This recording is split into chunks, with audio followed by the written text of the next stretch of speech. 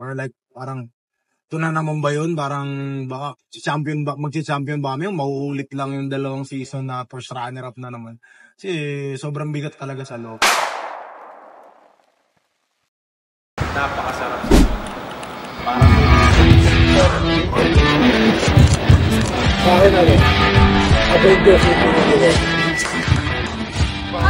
I'm Pierre Fan. I am part of the men's judo team. My person is PPE, and I fight under 70 meters. I'm Carl Angelo Tenorio. I'm part of the UP men's judo team, and I'm from the College of Public Administration. And my weight category is minus 19 kilograms. Hi, I'm Philippe. I'm part of the men's judo team, and I'm under minus 55 kilograms. My name is John Paolo Dictionet. I'm a member of UP Men's Judo Team, and I'm currently taking up Master of Science with Human Movement Science. And my weight position is minus 81 kilograms. Spider-Man in the house. Okay. Which movie would you never get tired of watching?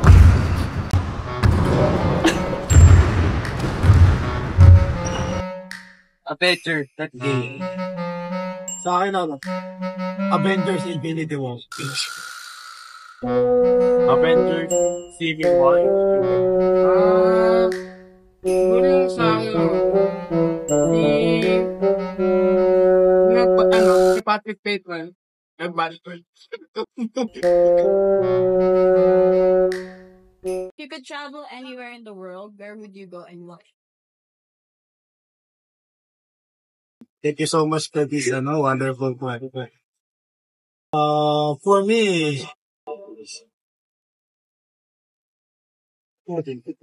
sabi nangyayon sa akin. Sabihin mo sa mga natin sa may paso. Take it away. Okay. One bansang pupuntahan ko. Anywhere. For me, Japan. Para sa akin, kasi ano din yung mga the best singing. Plus, yun din yung pinanggalingan ng sport namin, which is India. Sa akin po, Israel. Kasi, maganda yung pitch team sa akin. Ano lang? Ulit. Pero yun yung pangarap mo eh. Sige. Ako na kasi o. Nabalita ko boss ni Afghanistan. Ulit yung sa akin, pitch. Korea po. Kasi nabalita ko po, nababait daw po yung tao din. Ako siguro sa sa Thailand. Masarap daw kasi lumipad dun. Huh? Ako Japan din. What's a non-sports related hobby that you enjoy?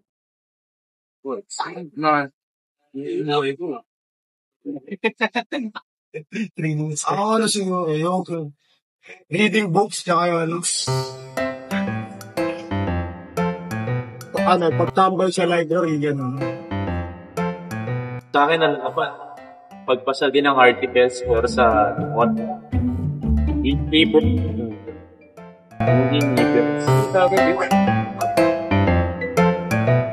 Ako drawing. Ayos na mo kotse. What made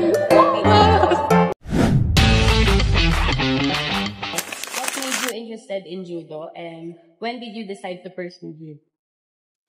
Judo wasn't really my first sport. I did a bunch of sports like grappling and wrestling, and the only way judo has introduced to me is scholarship, like free education. So yeah, I got hooked in judo by only free education, but I didn't really want to do the sport. But slowly, I learned to love the sport, especially with my teammates. It showed me true family and what it's like to be a team player, like in a university. Para sa akin yung judo, nagsimula ako way back 2017. So, around magsi-senior high ata ako nun. So, na-introduce siya sa akin kasi na nabola ako ng isa kong kaibigan din na teammate ko siya before. Ay, teammate ko na pa rin siya hanggang ngayon. Sabi niya, yung laki ng katawan mo, mag-judo ka kaya? Siyempre ako naman, tuwan-tuwa, compliment. So, nahumaling ako. Trinay ko lang. Hanggat sa pagdating nung high school days namin, judo na ako. Masaya naman. So, hanggat sa na-pursue, tapos nakita ko yung opportunity rin na makapag-UP, ganun. Sabi ko, sige, tuloy ko na. Ito na natabuhay ko sa judo. Hanggang ngayon, hanggat sa makapasok na UP, then, ayun, naramdaman ko yung sinasabi ni Fear na scholar ng bayan din. And hanggang ngayon, nandun pa rin naman yung love ko sa game. Ako naman, simula yan dahil sa kuya ko. Niyaya niya ako mag-sport. Sabi niya, try ko daw mag-judo. Then, dahil sobrang idol ko siya, trinay ko. And unang training namin nun, 540 agad yung ginawa. Hindi ako bumalik ng 1 week. Tapos, trinay ko ulit. Tapos yun, nagustuhan ko siya.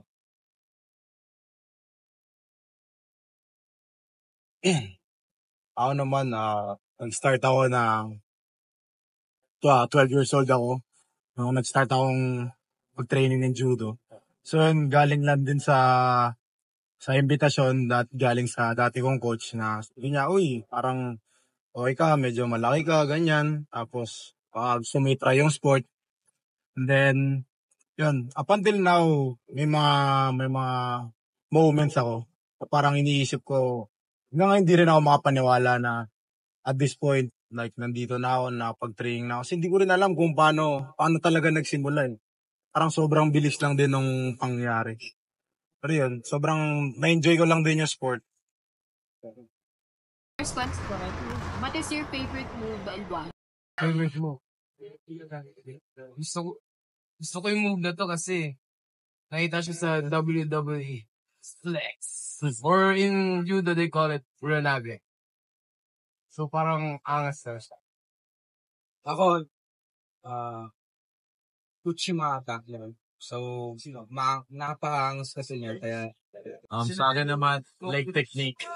Simple pero sasay. Parang nantitisod ka lang ng tao. Sa akin, Osotogari. Kasi bata pa ako, yun na talaga yung technique ko. Yun yung, go-to move ko. Signature move. Nipirma ka eh. Which judo term do you apply in your daily? siguro, actually, di siya term. Sikat na, siya sa Japanese, pero madalas ko siya narinig. Kaizen po. Meaning po niya is 1% better each day. So kahit mag-swap pa lang, kahit 1%, hindi mo ramdam pero it adds up as you go to your So ako yung word na hajime. So for me, every time na gigising ako tuwing morning, lagi ko pinapaalala sa sarili ko na I want my day to be to start better. Ganun. So lagi ko pinapaalala sa akin that parang sa pagpasok sa maths namin, hajime yung yung sinasabi ng Para sa akin naman yung salitang rate.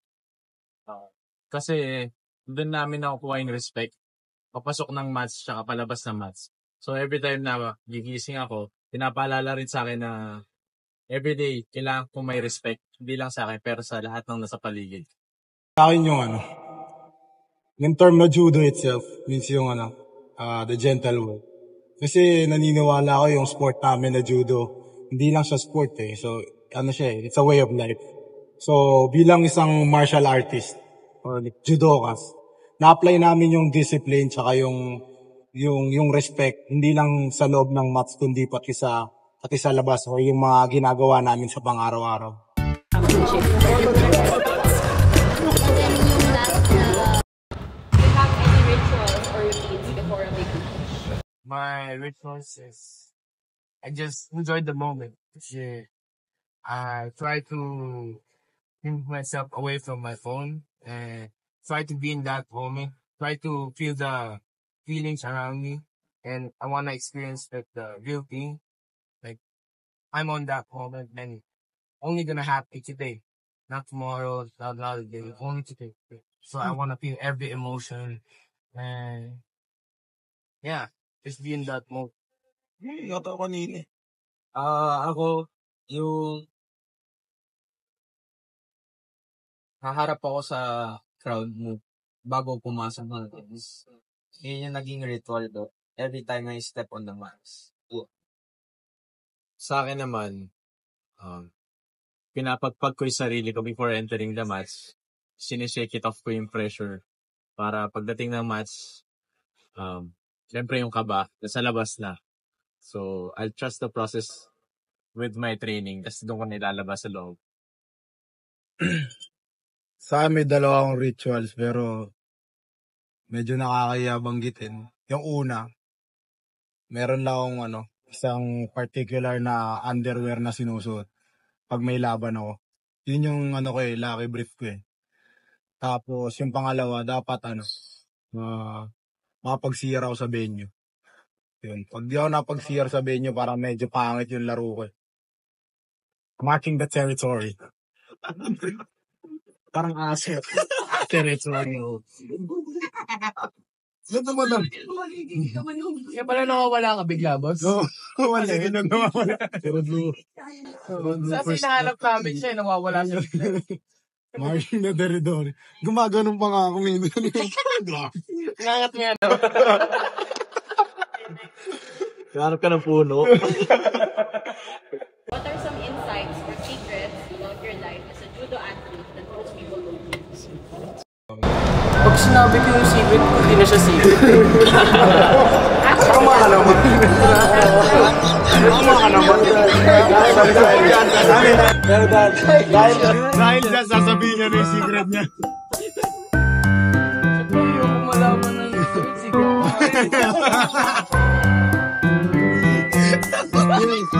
Insights na lang. Hindi, nagbibiro lang yan. Sayang nga yung bloopers na yun, ha? Hindi, sasagutin yan. Nanloloko lang ko. At paulit niya po kasi medyo Medyo, po, nabugbog po kagabi. mga hindi nila alam tungkol sa'yo. Oo, bilang judo. A day in a life that you have. Ano yung hindi nila nakikita na side ng pagiging judo athlete? Kasi syempre, yung iba, alam nila, kaya nabubugbog lang, ganyan. What about the training, yung hardships to? Alright, so, for me, the main thing is discipline. Like, discipline is the main key. Because without discipline, I can't stay consistent. You can't only rely on your motivation. You gotta stay disciplined to get to you. That's what people don't see. And also the work that people don't see is the most important work. Para sa akin naman, ang insights ko sa judo is, you learn how to fall. Na kaya mo rin iangat sarili mo. So, yung mga tao nalaman na lang nila na, puro batuhan, ganun. Pero, hindi nila alam na we go through hardships of training para matuto kaming iangat sarili namin on our own. Kasi kailangan dun on our own. Individual sport nga eh. So, every time na nahuhulog kami sa training, every time na binabato kami ng teammates namin, alam namin kung paano bumawi, alam namin kung paano tumayo. Alam namin kung paano saluin sarili namin sa fallbacks. Sa akin, siguro yung mga bagay na hindi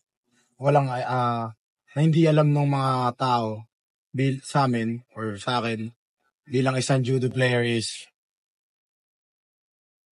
behind dito sa tough na image namin.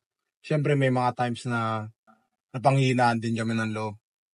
Like, hindi naman lagi na kami, parang matikas, hindi man lagi parang maangas kami or like kailangan kami lagi, parang maganda yung tindig namin. Minsan may mga problema din kami na pinagdadaanan.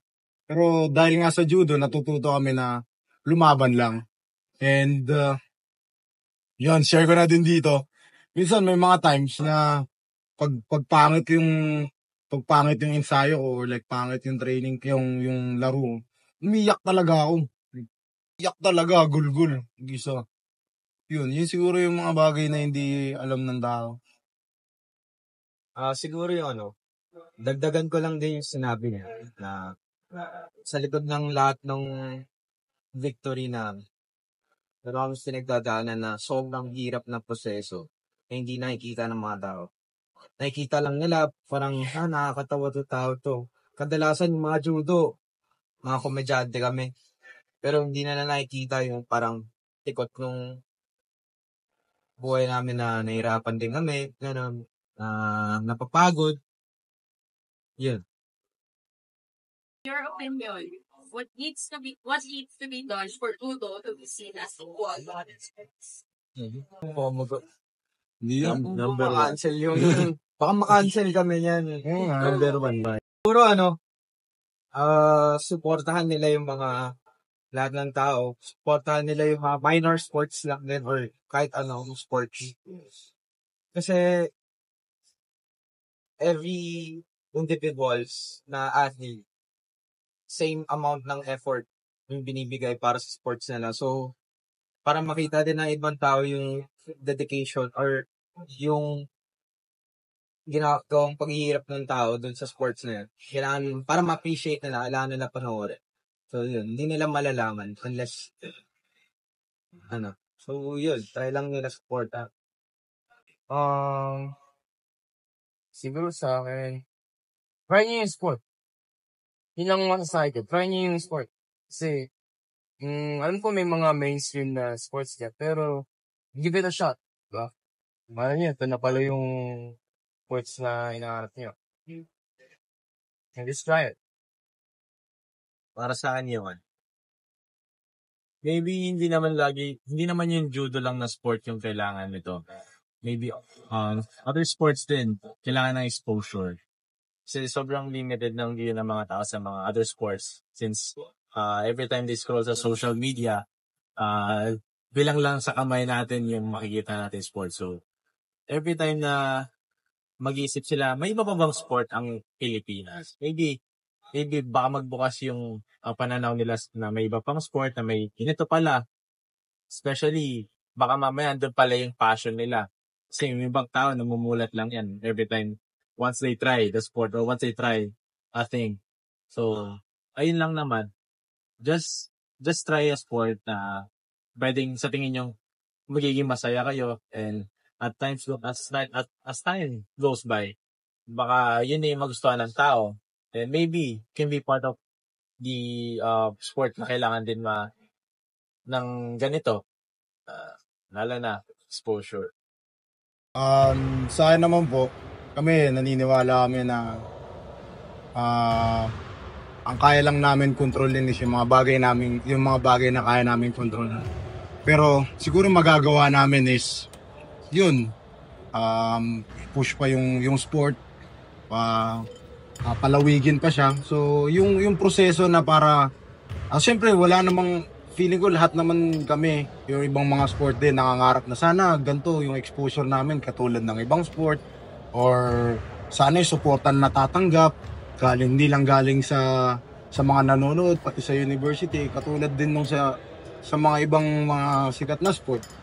Pero yun nga, ang kailangan lang namin talaga gawin ngayon is yung magtrabaho lang. Ano bang trabaho namin dito sa school kundi mag-aral tsaka maglaro, diba? Yun. Pero yung pagdating sa mga ganung bagay, siguro hindi na namin kontrolado yun.